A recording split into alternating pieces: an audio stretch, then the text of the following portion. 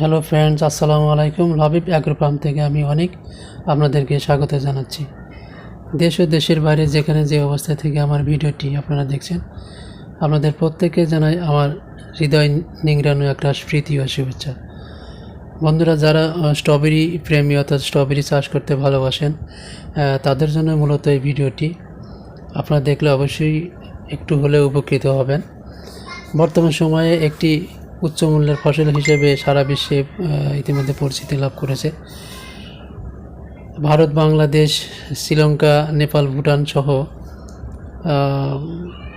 উপমহাদেশে ব্যাপক চাহিদা ইতিমধ্যে বেড়েছে। যদিও এটা শীতপ্রধান দেশের ফসল, তারপরেও গ্রীষ্মমণ্ডলীয় অঞ্চলেও কিন্তু স্ট্রবেরি চাষ খুবই ভালোভাবে হচ্ছে।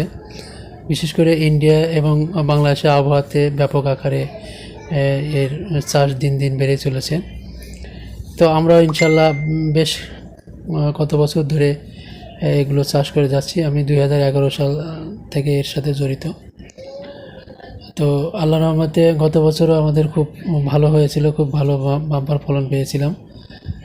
বিশেষ করে আমি বাড়ি স্ট্রবেরি 3 এবং 2 করেছিলাম, তার মধ্যে 3টি খুবই ভালো ছিল এবং এটা ব্যাপক ফল হারভেস্ট করেছি।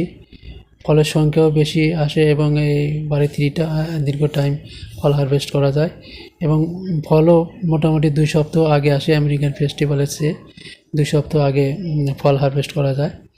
সুতরাং দামের দিক দিয়ে খুব ভালো দাম পেয়েছিলাম আর কি। এই যে স্ক্রিনে দেখতে পাচ্ছেন, এটা উইন্টার ডন চারাগুলো। এটা ইন্ডিয়ান ভ্যারাইটি, ইন্ডিয়ান চারা আর কি। তো এই চারাগুলো আসলে দেখলাম এই বছরই নতুন এবং এগুলোর বৈশিষ্ট্য খুবই ভালো লেগেছে, কারণ এর রানারের গতি কিন্তু সাংঘাতিক দ্রুত। লাগানোর 1 সপ্তাহ পরের থেকেই চারা সেট হয়ে গেলেই রানার বের হওয়া শুরু করে, যেটা আমেরিকান ফেস্টিভ্যাল বা অন্যান্য ভ্যারাইটিতে পাওয়া যায়নি। এবং এটা রোগ পোকামাকড় প্রতিরোধী। মোটামুটি একটু ম্যানকোজেব জাতীয় ফাঙ্গিসাইড অথবা ওই রিডোমিল গোল্ড অর্থাৎ যেটা মেটালিক জেল এবং ম্যানকোজেব এই জাতীয় ফাঙ্গিসাইড ব্যবহার করলে কিন্তু গাছ পরিষ্কার থাকে এবং দ্রুত বেড়ে যায়। আর তেমন কোনো কিছু দিতে হয় না। আর মাঝে মধ্যে পোকা লাগলে পোকার মানে কীটনাশক দিতে হয়। তার মধ্যে রয়েছে প্রোক্লেম আছে, ইমিডাক্লোরোফিট আছে, অর্থাৎ টিডো আছে।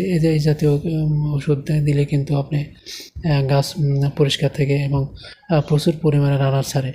তো এই গাছগুলো কিন্তু প্রাইসগুলো অনেক হাই লেভেল প্রাইস। এগুলো টিস্যু কালচারের চারা ছিল। প্রতিটা চারা নিয়ে আসতে কিন্তু অনেক হিউজ খরচ হয়েছিল। প্রায় মানে 10টা চারা নিয়ে আসতে মোটামুটি ধরেন 40,000 টাকার মতো খরচ হয়েছিল। অর্থাৎ বর্ডার দিয়ে পার করা খুবই কঠিন আর কি। তো আর এই যে স্ক্রিনে দেখতেছেন, এটা হলো বাড়ি 3। এই 3 চারাটি রয়েছে অ্যাভেলেবল, আপনারা এখন এটা সংগ্রহ করতে পারেন। আর উইন্টার ডনটা একটু হয়তো 2 সপ্তাহ দেরি হবে এবং সেটাও সরবরাহ করা সম্ভব, কিন্তু 2 থেকে 3 সপ্তাহ সময় লাগবে। তো বন্ধুরা, আপনারা বাড়ি 3 চারা অনায়াসে নিতে পারেন, কারণ এই ভ্যারাইটিটি আমার পরীক্ষিত এবং বাংলাদেশ কৃষি গবেষণা ইনস্টিটিউটের এই ভ্যারাইটিটি এটা দেশীয় আবহাওয়ার সাথে উপযোগী করে তৈরি করা হয়েছে। তো বাড়ি 2 এর চেয়ে বাড়ি 3টা কিন্তু ভালো পারফরমেন্স ভালো। গত বছর 2 এর চাইতে 3তে ফলন বেশি এবং বাজারে চাহিদাও বেশি, কারণ 3তে একটি এক্সট্রা ফ্লেভার রয়েছে, যেটা খুবই সুন্দর। ফল যখন পাকে তখন মাঠের ভিতর দিয়ে হাঁটলে কিন্তু ওই গন্ধটা নাকে চলে আসে, মানে খুবই সুইট স্মেল। আর বাড়ি 2তে একটু অপেক্ষাকৃত একটু মানে রোগ প্রতিরোধ ক্ষমতা একটু কম, তাই আমি 3টাকেই বেশি চুজ করেছি এবং এই বছর 3টাই চারা বেশি করেছি এবং নিজেও অনেক খানিক জমি আমি লাগাবো। তো আপনারা এটা নিঃসন্দেহে করতে পারেন, এটাতে রোগ মানে খুবই কম। গত বছর যারা অল্প পরিসরে কিছু চারা নিয়েছিলেন, তারা ইতিমধ্যেই 3 কথা বলেছেন এবং তারা চারা সংগ্রহ করা শুরু করেছেন। বেশ কিছু চারা আমি ইতিমধ্যে সেল করেছি। তো বন্ধুরা এই বছরে চারা সারা দেশে খুবই ক্রাইসিস, কারণ টিস্যু কালচারের চারা আমেরিকান ফেস্টিভ্যাল যেটা বাণিজ্যিকভাবে ব্যাপক আকারে চাষ হয়, সেই চারা কিন্তু বাংলাদেশের কোথাও নেই। অথবা অধিকাংশ টিস্যু কালচার চারাগুলো অত্যন্ত প্রখর তাপে খরার কারণে কিন্তু গাছগুলো মারা গেছে।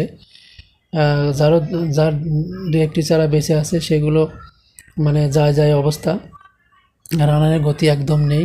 তো বন্ধুরা, আপনারা যারা এখনও চারা সংগ্রহ করেননি, অর্থাৎ মাদার প্লান্ট চারা সংগ্রহ করার জন্য সারা দেশে খোঁজাখুঁজি করছেন, কোথাও হয়তো সেরকম পাচ্ছেন না, তারা নিঃসন্দেহে আমার কাছ থেকে নিতে পারেন। বাড়ি স্ট্রবেরি 3 রয়েছে, তারপরে 2 সপ্তাহ পরে উইন্টার ডন দেওয়া সম্ভব হবে, এবং আমেরিকান ফেস্টিভ্যাল রয়েছে।